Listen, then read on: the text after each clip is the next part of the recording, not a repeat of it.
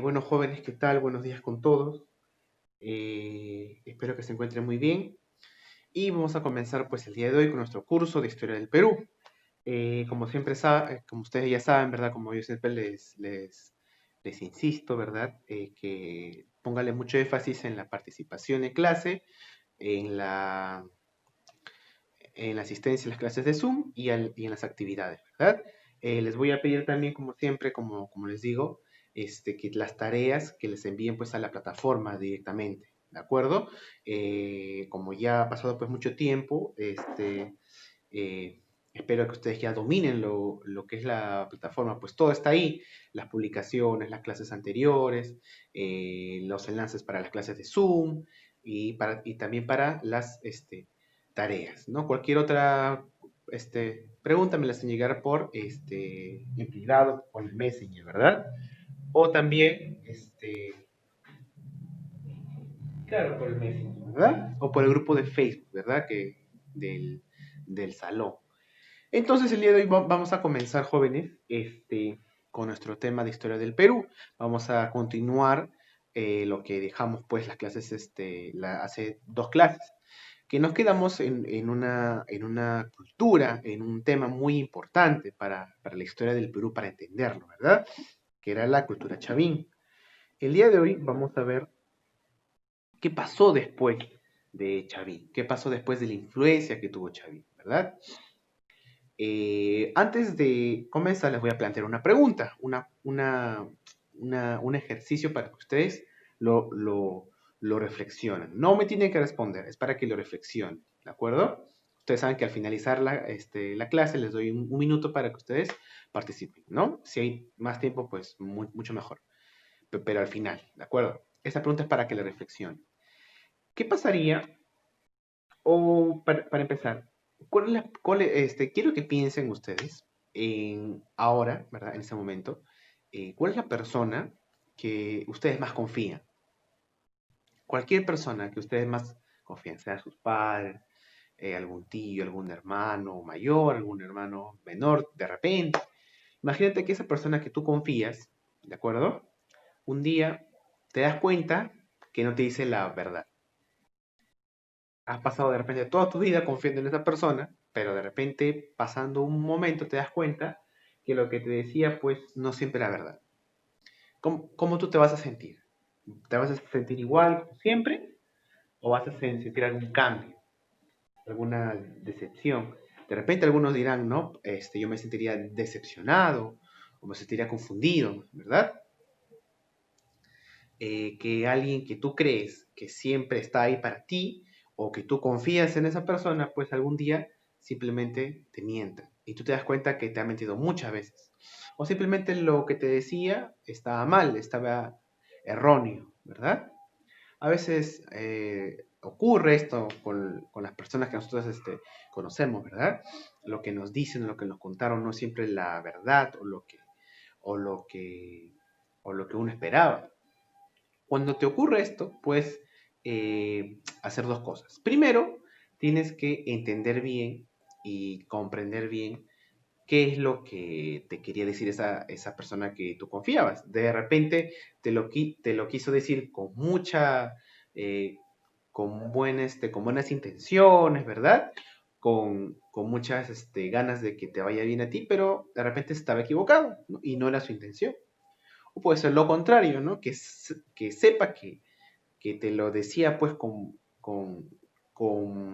sea, que esa persona sepa que estaba equivocado y aún así te lo decía, ¿no? Por eso siempre tienes que indagar bien, investigar bien antes de sacar conclusiones.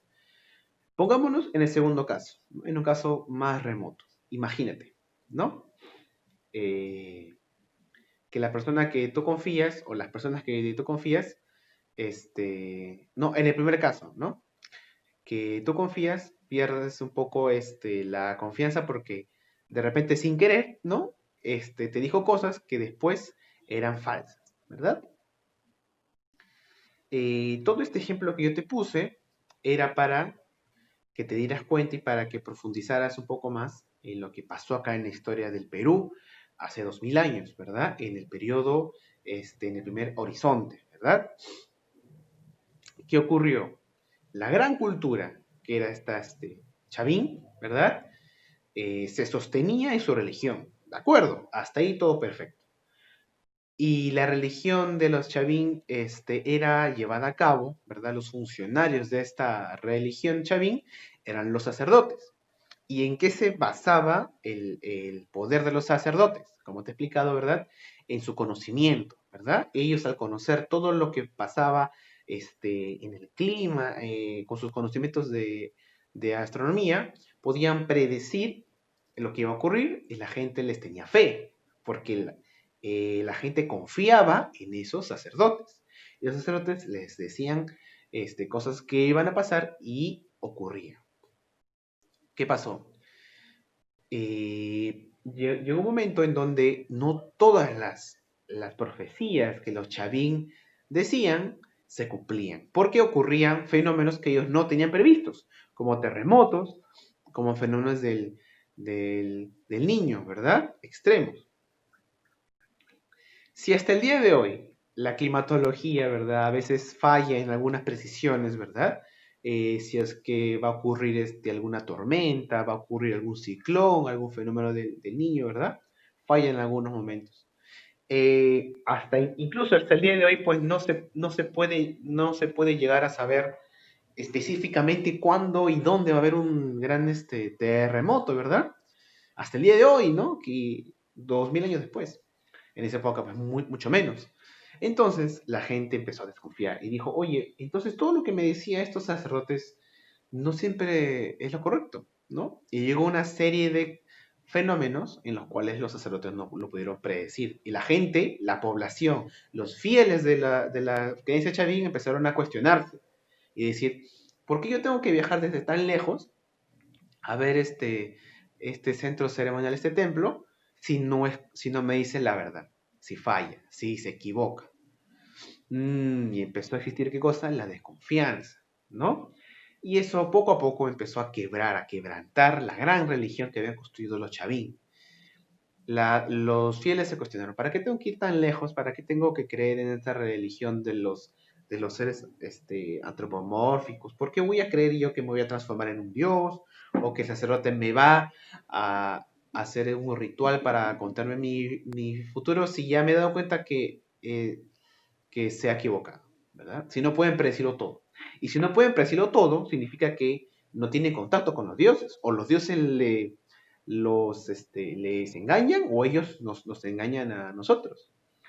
Entonces, estas cuestiones de los fieles empezó a generalizarse por todo el Perú, y poco a poco empezó a perder fieles la religión chavín y empezó a desprestigiarse. Y paralelo a ello, en cada región de donde llegaban estos fieles, empezaron a adoptar las creencias locales. Como te repito, ¿no? Los fieles decían, ¿para qué me voy tan lejos si acá en mi comunidad hay un Dios? Y ese Dios de repente me puede cumplir. Y las religiones locales empezaron a ganar mucho poder, ¿verdad? Este es el inicio del primer intermedio, o también se llama de la primera regionalización, donde nacen culturas pequeñas en todo el territorio andino. Empieza a desaparecer el gran horizonte quechavín y empiezan a surgir nuevas culturas locales, con cada una pues sus nuevas deidades. Las más importantes de este periodo son dos, ¿no? Uno se encuentra en el altiplano, en lo que actualmente es Puno y Bolivia, ¿verdad? La llamada cultura pucará. Pero el día de hoy vamos a ver la cultura más importante de este periodo, en la cual es la cultura, pues, Paracas, ¿verdad? Estas dos culturas, Paracas y en Ica, en la costa sur del Perú, y Pucará, claro, y Pucará en este en el altiplano, son las dos culturas locales que surgieron más importantes, ¿no? Después de el colapso de la religión chavín, ¿verdad? Y en este periodo hay una característica. Si antes en el templo chavín no necesitaron pues ejército, ni necesitaron un poder político ni militar fuerte porque su religión era la base de su poder, en este caso cuando cae y poco a poco se abandona la religión chavín, en los centros pequeños regionales empiezan a surgir ya un poder militarizado, ¿verdad? Surge lo que es la clase militar, ¿verdad? La clase de los soldados, de los guerreros, ¿verdad? Surge. Porque como se van formando nuevos estados pequeños, necesitan pues la protección, ¿verdad? Y necesitan una autodefensa. Y esta clase guerrera, al ser tan importante para las sociedades, empieza a poco a poco a ganar mucho poder. Más poder incluso que los sacerdotes. Ya no estamos hablando de una época donde gobiernan todos los sacerdotes. Estamos hablando de una época en donde empieza a gobernar una casta guerrera. Y empieza a surgir en el Perú lo que es la guerra. Entonces, en la costa sur del Perú, después de la caída de la religión chavín, surge la cultura Paracas. ¿De acuerdo? En el actual departamento de Ica. A Paracas la podemos dividir en dos periodos. ¿De acuerdo?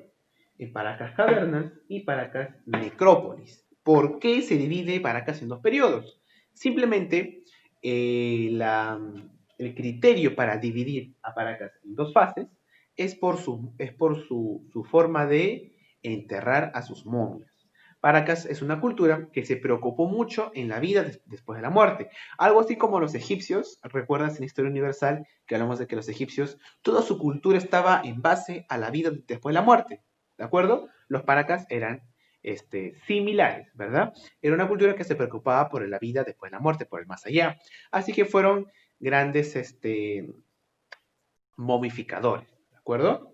Entonces, como hicieron muchos enterramientos y muchos sitios donde entraron momias, la historia de Paracas se puede dividir en dos fases. Una fase donde los enterramientos son de una manera y otra fase donde los enterramientos son de otra manera. Y ahora vamos a explicar. ¿Por qué se llama al primer periodo Paracas Cavernas? Porque sus enterramientos eran similares a este de acá, que vemos en la imagen. Eran, esto de acá es la superficie. Enterraban, hacían como un pequeño túnel de piedra y hacían como una cueva.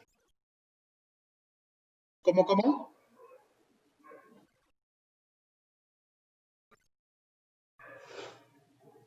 Claro, exacto, ¿verdad? Si lo ven es como una forma de una copa invertida, ¿verdad? O también a veces yo le llamo de una forma un poco menos poética, yo le llamo en forma de botella, ¿verdad? Si se dan cuenta es como un túnel y en el fondo tienen todos los fardos, ¿verdad? Las momias. ¿Ven estas pequeñas, no sé si se aprecia en la cámara, pero yo les voy explicando? Hay como pequeños bolsitas, ¿no? Como pequeñas bolitas. Esas bolitas son fardos. ¿Qué cosa es un fardo? Es es lo que se va envolviendo a la momia, es como una bolsita de tela, ¿verdad? Estas de aquí son las momias. Dentro de cada fardo, de cada bolita, hay pues una momia, ¿verdad? Aquí vemos una infografía de cómo estaba pues cubierto un fardo. Aquí se encuentra la momia, que era enterrada pues en cuclillas, ¿verdad? O sea, estaba arrodillada en posición fetal, ¿verdad?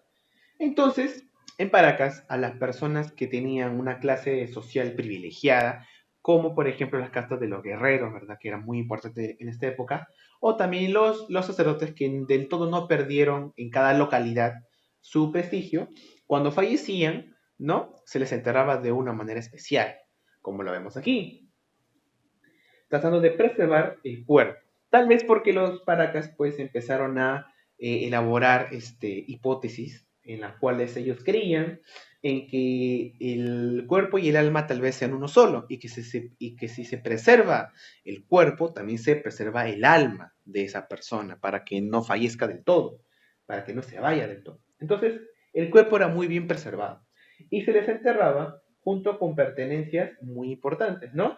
Lo que era más valioso para esta persona en esa época se les enterraba junto a ellos. Si tú eres un guerrero, se te enterraba pues con tus lanzas, con tus armas, ¿verdad? Si eres un sacerdote, se te enterraba con tus vasijas ceremoniales, ¿no? Y así. Y lo cubrían pues con muchas capas de textiles. Entonces, el primer periodo de la cultura Paracas se llama, aquí vemos una imagen de una tomada de una momia, ¿verdad? Del Paracas. El primer periodo de la cultura Paracas se llama cavernas. ¿Por qué? Porque la forma de los enterramientos tiene esta forma, como una caverna, como una cueva, ¿verdad? No es muy elaborada. El siguiente periodo de la historia Paracas se llama Paracas Necrópolis. ¿Por qué? Porque después que los Paracas empezaron a enterrar a sus muertos en esas especies de copa invertida, en esa especie de botella, después empezaron a enterrarlos en algo así como galerías subterráneas, ¿verdad? Algo así como pequeñas ciudades, ¿de acuerdo? Y ahí es donde se pone el nombre de Paracas, necrópolis. ¿Qué significa necrópolis? Necro o necros viene del griego, pues muerte o muertos. Polis de ciudad, ciudad de los muertos, ¿verdad? Son una especie de galerías subterráneas donde se depositan pues los fardos, ¿verdad? Entonces, vemos claramente una diferencia entre la historia de Paracas. Primero enterraban a sus muertos en una especie de túnel subterráneo, algo así como una caverna subterránea, como una copa invertida. Mientras que en el siguiente periodo ya no los entierran así, sino los entierran en galerías subterráneas, algo así como Ciudad de los Muertos, ¿verdad? Los Paracas no solamente fueron conocidos por sus enterramientos, ¿verdad? Sino también por sus textiles. Aquí vemos una pues, imagen, una representación de cómo fueron, pues, perdón.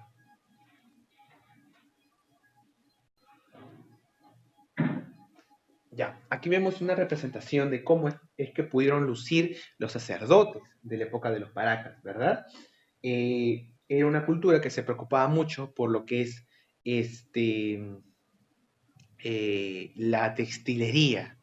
La máxima expresión del arte Paracas lo podemos encontrar en la textilería. Sus textiles son conocidos pues en todo el Perú antiguo. ¿Sí? La clase sacerdotal tenía pues la costumbre de vestir estos textiles, ¿verdad? Que no solamente servían para vestir a los sacerdotes ni a las clases dominantes, sino también servían para envolver los fardos funerarios. Vemos otra imagen de, la, de los fardos de los paracas, ¿cierto? Algunos teóricos afirman de que esta figura tiene la forma de las primeras fases del ser humano, que es pues estar en la barriga de la madre, ¿verdad? Si tú puedes ver acá tiene alguna similitud a lo que es la barriga y la placenta, ¿verdad? Y la posición fetal.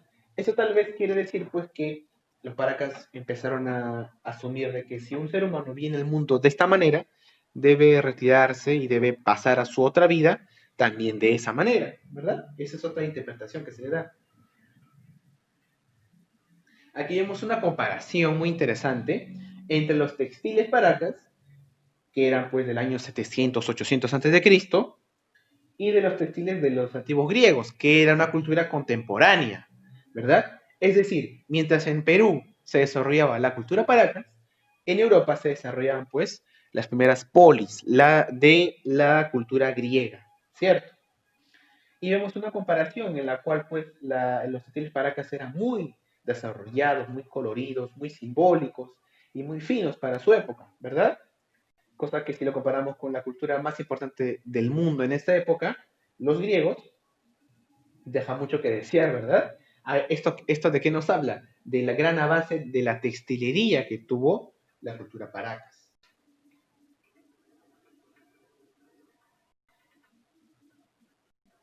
Aquí vemos otro ejemplo de los textiles paracas, esta vez en comparación con un textil persa. que los textiles persas, como sus alfombras, como sus cortinas, son conocidos en todo el mundo, ¿verdad? Porque para gran parte del mundo, pues las alfombras, las cortinas persas son las más finas del mundo. Pero aquí vemos que la tradición paracas, que es también similar, que es contemporánea, que es de la misma época, tiene una calidad muy, muy impresionante, ¿cierto?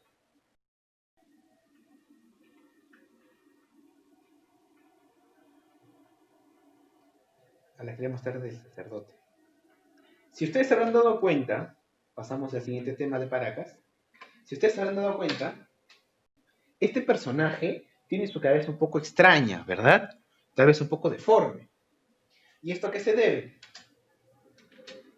Que los sacerdotes Paracas y en general las clases eh, dominantes en la cultura Paracas tenían una costumbre, la costumbre de deformarse el cráneo, ¿de acuerdo? Tenían la costumbre de tener el cráneo alargado. ¿Por qué? Porque en la sociedad Paracas tenían la costumbre de diferenciarse del resto, ¿verdad? Entonces, ¿qué hacían? ¿Crecían así naturalmente? No. Una persona, por ejemplo, un bebé nacía, ¿verdad? En Paracas, en esta época. Lo más probable es que si tú hubieras nacido en Paracas, en esta época, ¿qué cosa te hubiera hecho tu madre? Te hubiera puesto dos tablillas en el cráneo.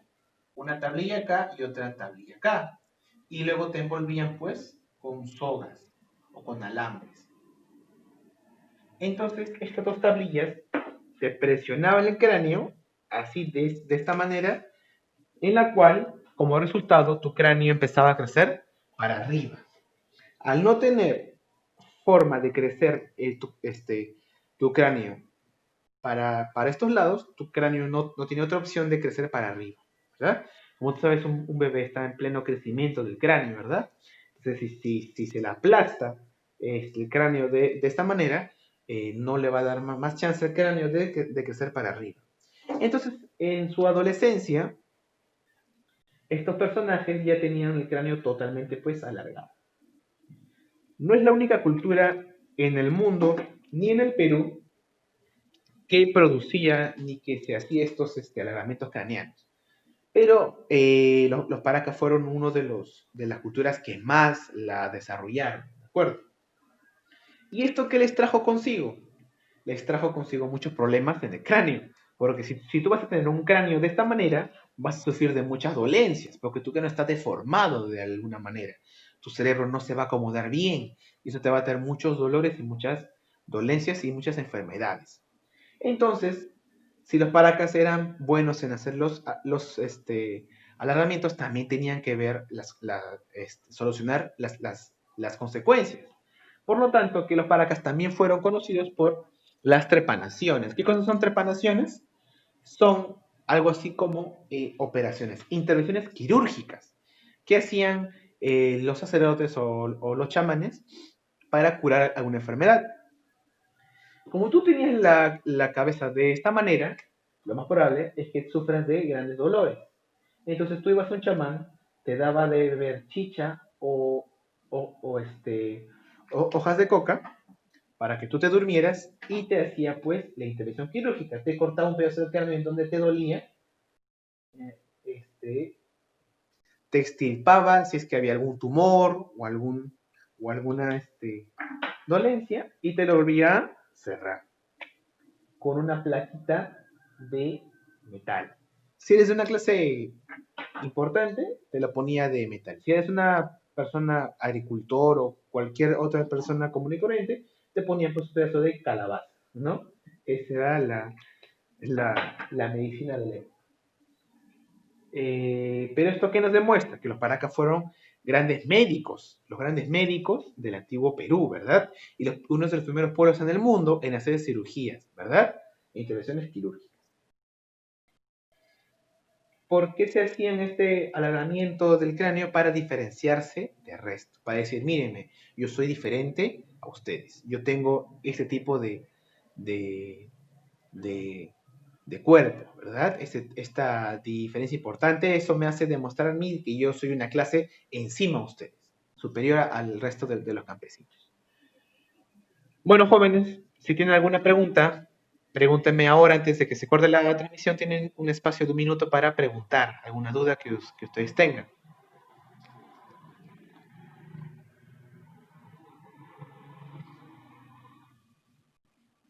No, de la pizarra no es obligatorio que lo copien.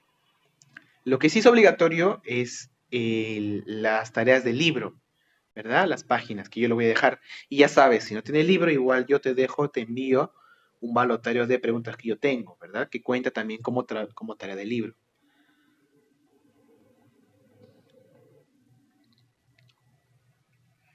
¿Alguna pregunta, chicos? Ya saben, la tarea del tema del día de hoy lo voy a publicar en la página y en la plataforma. Son las páginas del libro.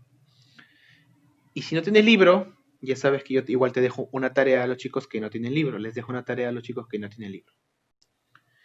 Bueno, jóvenes, si no hay preguntas, eh, y viendo la participación de ustedes, que la tengo aquí, los chicos que han participado el día de hoy, ¿no? A los que se han quedado, a los que han estado en toda la clase, los felicito de antemano.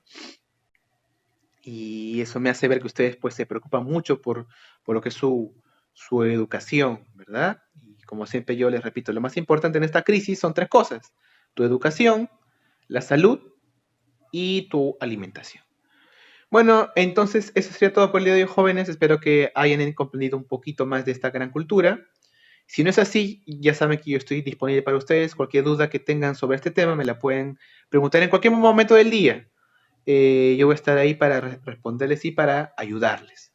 Bueno, jóvenes, eso fue todo por hoy. Espero que estén bien, que se cuiden y nos vemos la semana que viene.